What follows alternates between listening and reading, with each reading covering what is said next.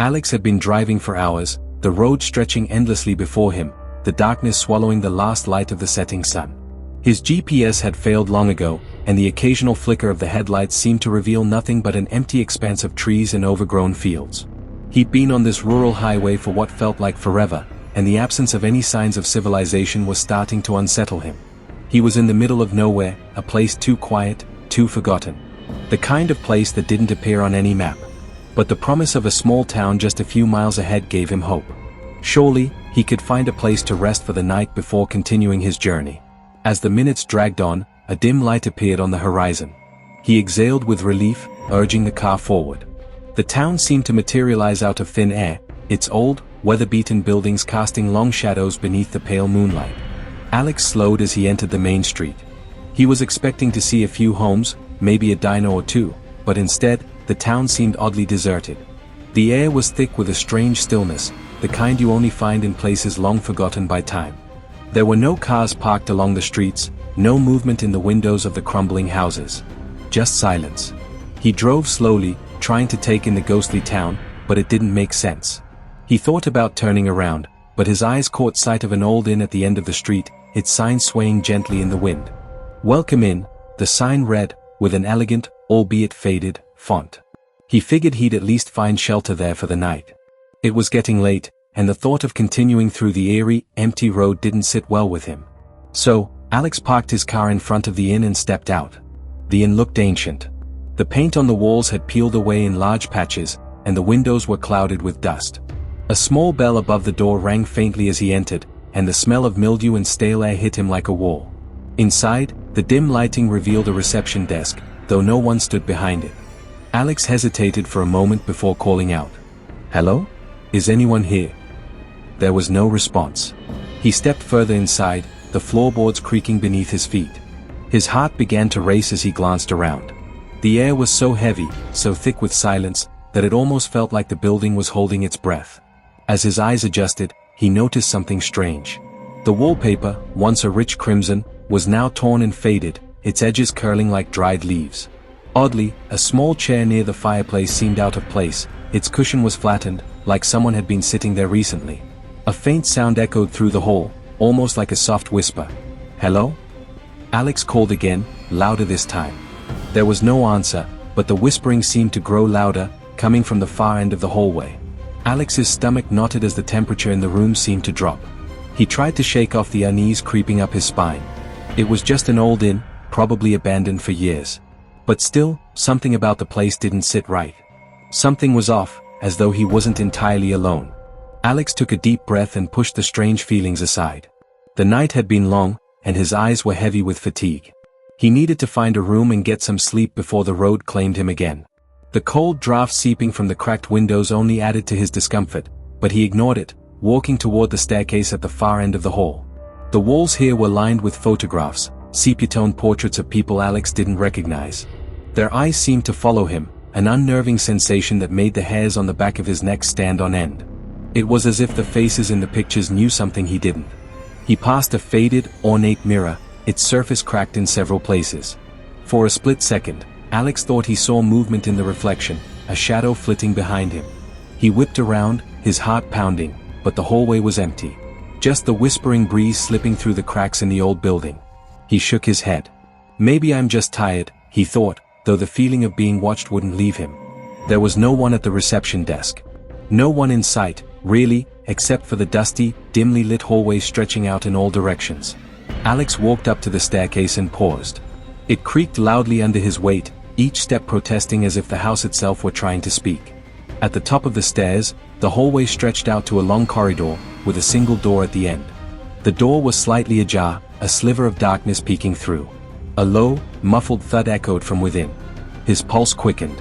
He stood there, unsure whether he should investigate or retreat, but before he could make up his mind, a faint voice called out from behind him. "Can I help you?" Alex spun around, startled. A woman stood at the bottom of the stairs. She was dressed in an old-fashioned gown, her dark hair pulled back into a tight bun. She looked out of place, as if she had stepped out of another time entirely. Her face was pale, almost too pale, and her eyes, they seemed too large for her face, hollow, like she hadn't blinked in years. She smiled, though it didn't reach her eyes. Looking for a room? She asked in a voice that was both warm and unsettling. Yeah, Alex said, swallowing. I'm just passing through. Is there a room available? Her smile widened. Of course. We have plenty of rooms, for guests like you. There was something about the way she said guests that made his stomach turn. She turned and led him toward the door at the end of the hall without waiting for a response. Alex hesitated for a moment, his eyes flicking nervously back toward the stairs. That muffled thud had come from upstairs, but he couldn't shake the feeling that something was wrong here. He followed her, trying to push the unease aside, telling himself that it was just an old, run-down inn.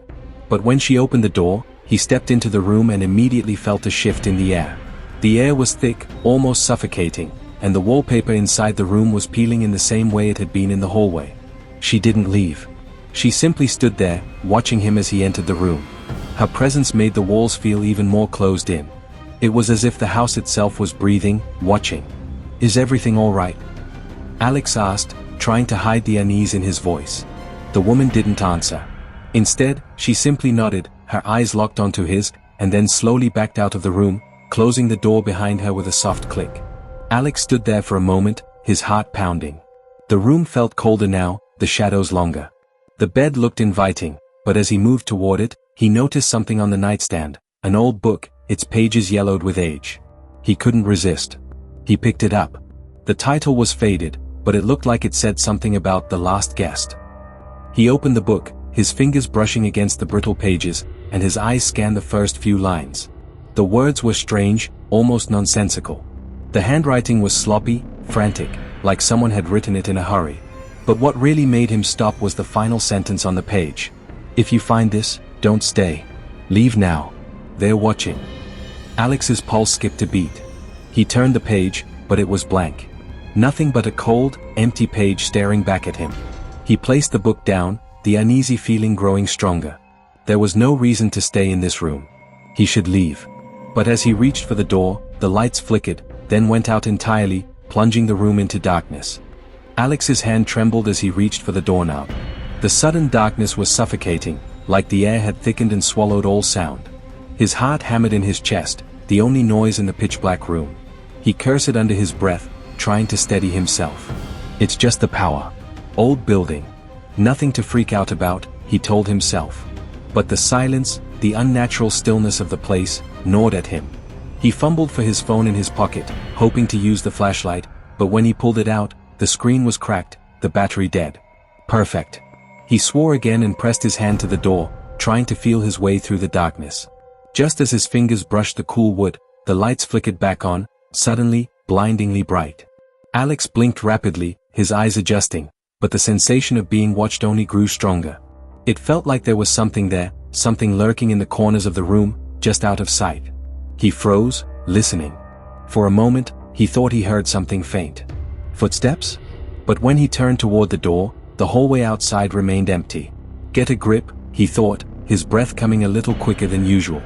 He needed to get out. Whatever was going on, it was way too strange. He reached for the door again, but as his hand wrapped around the handle, something moved, something behind him, too fast for him to catch. A whisper, barely audible, right next to his ear. Leave. Alex spun around, heart in his throat, but there was nothing but the quiet hum of the lights above. He was alone. He took a deep breath, but it did nothing to calm the racing thoughts in his head. His mind raced through every possible explanation, faulty wiring, old pipes, a draft. Anything but ghosts, he thought, though a gnawing part of him wondered if he was lying to himself. His eyes flicked to the windows. The night was still and silent outside. But there was one thing he hadn't noticed before, the shadows.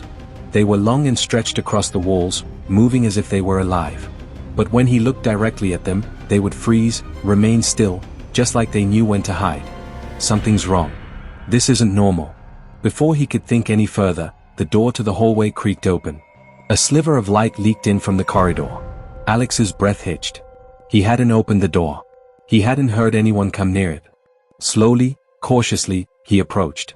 The door was barely ajar, and the shadows seemed to slither through the gap like tendrils of smoke. "Hello?" he called again, but his voice was barely a whisper, swallowed by the oppressive silence. He took a step into the hallway, his feet dragging with hesitation. The air felt colder now, and the whispers were louder, echoing around him like distant voices just out of reach. The hairs on the back of his neck prickled. The hallway stretched on, and at the far end, the flickering light of the stairs seemed to beckon. As he walked, a strange smell hit his nose, something foul, like rotting wood mixed with decay. He wrinkled his nose and glanced around. There were no windows here, no source for the breeze that tugged at his hair. Just more peeling wallpaper, more pictures, and shadows. Then, the muffled thud came again. It was louder this time, closer. Almost like someone, or something, was moving upstairs. Something heavy, something with purpose. Alex's pulse raced. He couldn't stand it anymore. He had to know what was going on, even if it meant confronting whatever was up there. He reached the stairs and began climbing, each step creaking like a warning. As he reached the landing, the door at the end of the hall opened just a crack, as if inviting him in. But the air around him grew colder, like the temperature was dropping with every step he took. Suddenly, a loud crash rang through the air, something heavy falling in the room behind the door. Alex froze. The door swung wide open, revealing an empty room. A chair had tipped over, the window was shattered, and a small, old-fashioned lamp flickered on the floor, casting eerie shadows along the walls. But it wasn't the room that caught Alex's attention, it was the reflection in the shattered glass of the window. For the briefest of moments, he saw something. A face, pale and twisted, staring back at him. Its eyes were wide and hollow, its mouth open in a silent scream. The reflection vanished as quickly as it had appeared. Alex stumbled backward, his heart slamming against his ribs. His breath came in shallow gasps. But as he turned to leave, a voice called out to him, one he knew wasn't his own. "You shouldn't have come here." The door slammed shut behind him. Alex's heart thudded in his chest as he backed away from the slammed door. His mind raced, but all he could focus on was the sound of his own breath and the cold sweat trickling down his spine. What the hell is going on here? He thought, panic rising in his throat. He had to leave. But his legs felt heavy, like lead, as if the house itself was trying to hold him in place. The whispered voices grew louder, filling the air around him with a quiet, insistent hum. They were almost beckoning him. Without thinking, he turned toward the stairs again, but something caught his eye. A faint light coming from a room further down the hallway. It wasn't the usual flickering of the old bulbs, this was steady, almost inviting. Against his better judgment, Alex approached the room, his pulse quickening. As he neared the door, the whispers became clearer, no longer distant but directly in his ear. "Come closer," they murmured, their voices sweet and enticing, yet unmistakably cold. The door creaked as he slowly pushed it open, revealing a small, cluttered study. Dust-covered bookshelves lined the walls, and a thick, musty smell filled the air. A single candle burned on a desk in the center of the room, casting a weak, flickering light across the space. But it wasn't the candle that made Alex stop dead in his tracks. On the desk lay an open journal, its pages yellowed with age. The handwriting was frantic, scrawled in uneven strokes, and the words seemed to leap off the page. "The guests are never truly gone. They stay. They wait. And they return." Alex felt his stomach twist as he read the chilling line. He flipped through the pages, finding more disturbing passages. "They come in the night, one by one. The house calls them in. But it doesn't let them leave." He turned another page, and this time, the entry was much more recent, only a few months old. "I hear them moving through the halls at night. I thought I was the last one, but I was wrong. There are more. And they know me. They know what I did."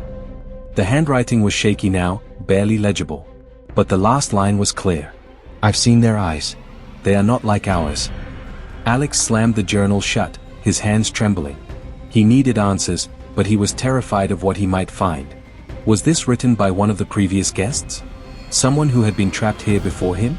A sudden creaking from behind him made him spin around. The door to the study had closed on its own, leaving him alone in the room. But the sound of footsteps echoed faintly through the walls. They were slow, deliberate, almost patient. With a lump in his throat, Alex made a decision. He had to get out. He had to leave now before whatever was in this house caught up to him. He ran back into the hallway, but when he reached the stairs, he stopped dead in his tracks. The air had thickened again, and the temperature seemed to drop by several degrees.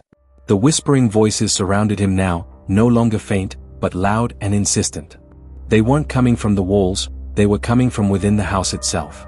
He could feel it. The house was alive, and it was watching him. Suddenly, the voices ceased. The silence was deafening.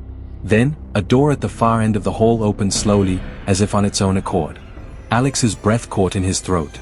This wasn't just any door, it was the door he had seen earlier, the one with the flickering light beneath it. But now, it stood wide open. As Alex approached, he noticed something strange. There were no pictures on the walls here. No signs of life, not even the dust and decay that had haunted the rest of the building. The room beyond was pristine, too pristine for a place that had been abandoned for so long. He stepped inside, his mind a blur of confusion and fear. At the center of the room stood an old, wooden chair, its back facing him. The seat was covered in a dark cloth, and a faint odor of mildew clung to the air.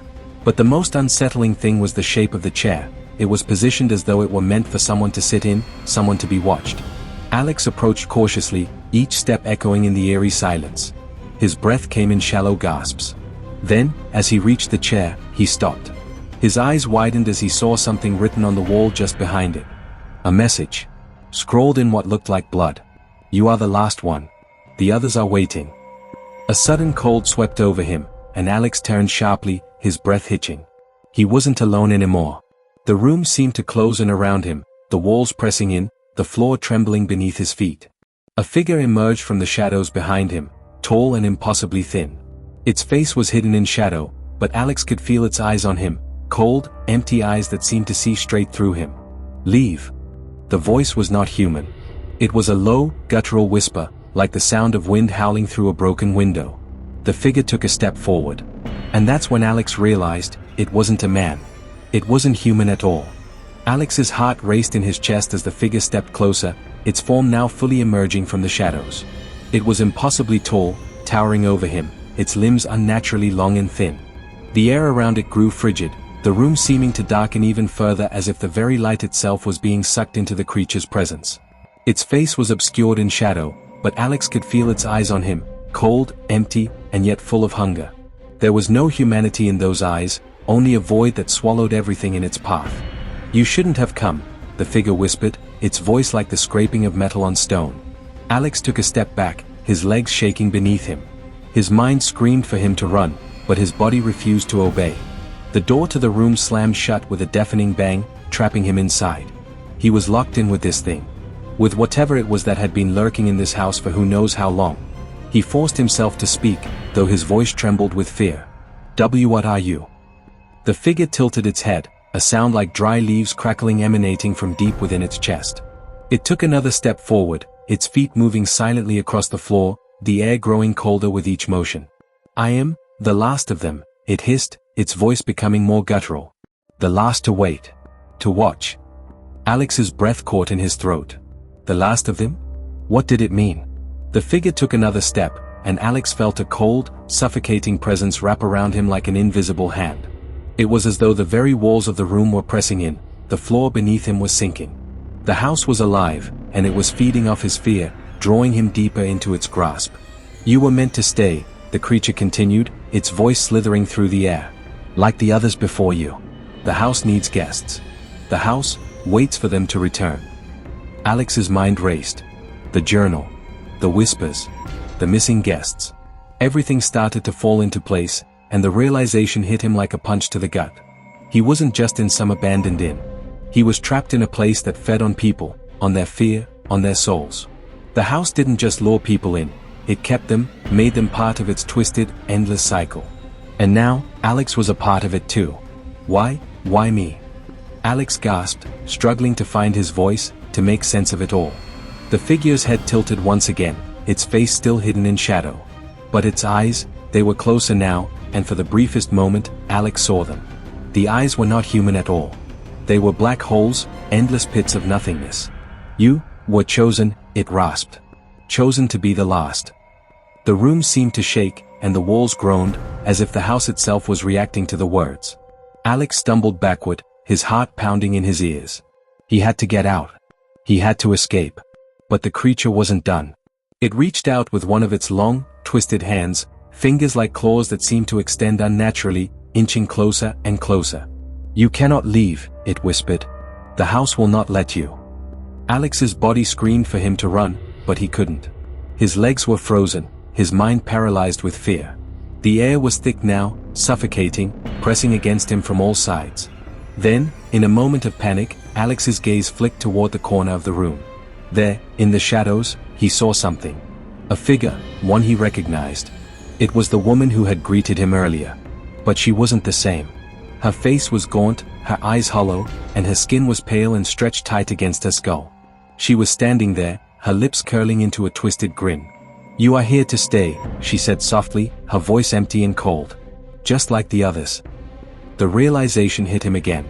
The woman, the creature, the inn, they were all part of this cursed cycle. They were the victims, and they were also the keepers.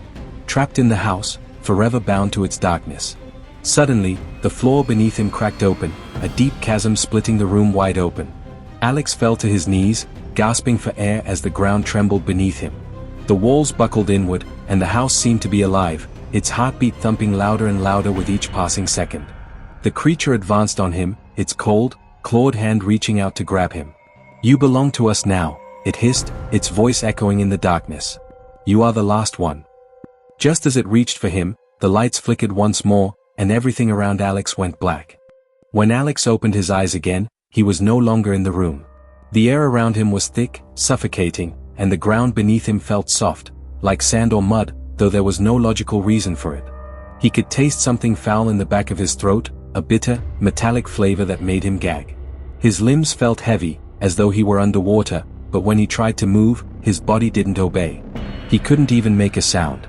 It was as if he was frozen in place, unable to scream, to run, to even blink. He was trapped inside the house. Around him, the darkness stretched on endlessly, the walls invisible, as though the very fabric of reality had unraveled. There was no light, no sound, only an oppressive, suffocating void that pressed against him from all sides. The whispers returned. They had never left. This time, they were louder, clearer, more insistent. "Welcome back," they murmured, their voices soft and comforting, yet full of malice. "You are one of us now." Alex tried to scream, to force his mouth open, but no sound came. He struggled, his chest rising and falling in desperate breaths, but his body refused to move. And then, out of the darkness, the figure appeared again, the tall, thin creature that had haunted him since the moment he set foot in this nightmare. It stepped forward, its movements fluid and unnatural, its eyes glowing faintly in the pitch-black void. "You cannot escape," the creature whispered. "Not anymore.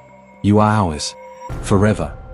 The words echoed in Alex's mind, reverberating with a hollow, ringing sound that made him feel as though his very soul was being pulled into the abyss. Behind the creature, something else moved. A shape in the shadows. Slowly, it emerged into view, and Alex's heart stopped. It was the woman, the innkeeper. But she was different now. Her face was no longer the pale mask of a person. It was hollow, gaunt, her eyes empty pits of darkness. Her skin was stretched tight across her skull, her mouth twisted into an eternal grin. She reached out to him, her hands cold as ice, her fingers long and spindly, like a spider's legs. "You will stay with us," she cooed, her voice sweet yet impossibly cruel. "Just like the others. Just like the ones who came before you." Alex wanted to move, to scream, to fight back. But he was paralyzed, held by some unseen force, as if the house itself had claimed him. He could feel it now, the pull, the weight of its presence, the oppressive force that had been slowly suffocating him since he first walked through its doors. The woman leaned closer, her face inches from his, her cold breath washing over him. "The house always gets what it wants," she whispered. "And it wants you." And then, in a sudden, jarring moment, the darkness lifted. The weight on his chest disappeared, and he found himself standing in the middle of the hallway once again, the lights flickering overhead. It was like nothing had changed. The house was still the same. Cold. Silent. Abandoned. Except, no, there was something different. The whispers were gone. The oppressive air had lifted, but the emptiness remained. The feeling of being watched was more intense now, like 1,000 eyes were fixated on him from the shadows. And then Alex realized it. He wasn't alone. Looking around the room, he saw the faces of the other guests. Their eyes were empty, lifeless, frozen in place, trapped in the house just like him. They were standing against the walls, some sitting motionless, others staring ahead in complete silence. Their faces were pale, their bodies stiff. They weren't moving. They were waiting. And as Alex looked down at his own hands, he felt a sudden, terrifying realization. His fingers were beginning to stiffen. His body felt colder. His eyes, His eyes were starting to glaze over. He was becoming one of them. One of the guests. The last of them. Before he could react, a soft, familiar voice echoed through the empty hallway. "You are the last one," it said. It was the innkeeper's voice, and this time, it sounded like a lullaby, gentle and sweet, as if she were welcoming him into a peaceful sleep. "The house will wait for the next." And with that, the world around him began to fade into darkness. His body grew numb, his limbs heavy, and the whispering returned, soft, distant, but growing louder. He was no longer Alex. He was just another guest. This final part leaves Alex trapped in the same endless cycle as the others, an eternal prisoner of the house. The mystery remains unresolved, and the horror continues, with no escape. The story ends with a chilling, unresolved note, keeping the atmosphere of unease lingering long after the tale is over.